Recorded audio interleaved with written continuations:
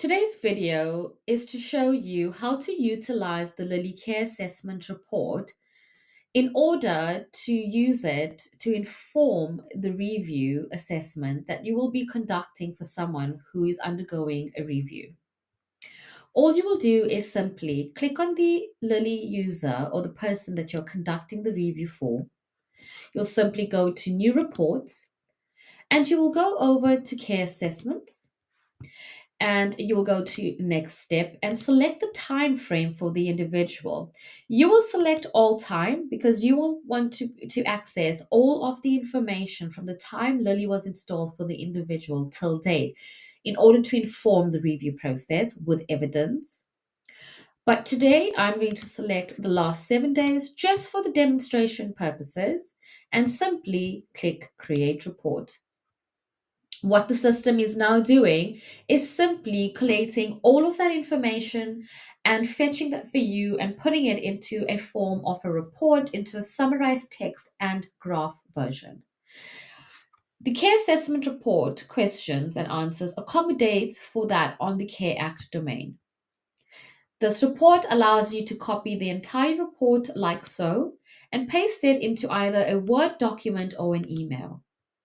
What the report is able to show you is the name of the individual who you're doing the review for and the period you have selected for the review. You'll be able to see the details of the individual as well as when the report was created. Now, the report answers an array of questions such as how is the individual managing the activities of daily living? And there's an array of questions beneath that, such as how active is the individual during the day? It gives you a summarized version of how many times has this individual averaged between for movements per day. And were there any days with less movement than expected? It gives you a graph showing you the peaks and troughs for these movements for those days. It allows you to copy the text and paste, as well as copy the graph and paste. So, should you not want to just copy the entire graph and you only want bits and pieces of the report, according to what you're doing the review for, you are most certainly allowed to copy just the text and the graph according to what you want to see.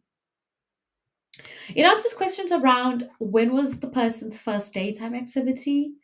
When was the person's last evening activity? How active was the person during the night?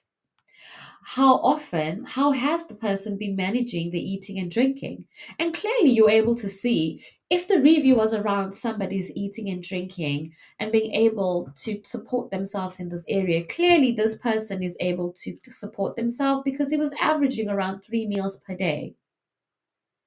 So there's no need for support in this area. Then he moves on to show you how has this person been managing their toilet needs during the day. And it clearly shows you this individual has been going to the toilet and has been able to use this by themselves with no support needed. Clearly, you're able to see how they're managing their hygiene as well. And it provides you with a text to show you this person has been able to support themselves by having one bath, a one bathing event or shower event every day, at least for every day. So clearly, the data is saying that this individual is able to be able to take care of their hygiene.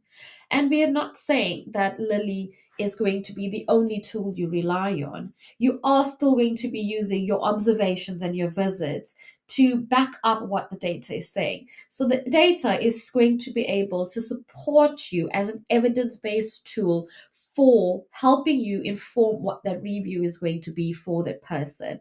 And it's known to be a support tool, but it's not there to replace what your care visits or your visit is going to be. So always remember to think about Lily as a support tool to help you know what is going on in the times that you're unable to be there physically, and also to help you see those trends and analysis during a specific point in time or during a period of time. And this is the information and data that's going to help you inform that review assessment. It goes on to answer questions around toilet needs at night. how often the person is outside their home during the day and night, and how often there was front door activity at night, looking at temperature of the person's home during day and night as well. And this type of data particularly becomes handy during the cold winters for people who suffer with dementia, because you can have a proactive approach to informing their friends and family if the home is too cold, because we know if a home is too cold for people who suffer with dementia, it becomes triggering.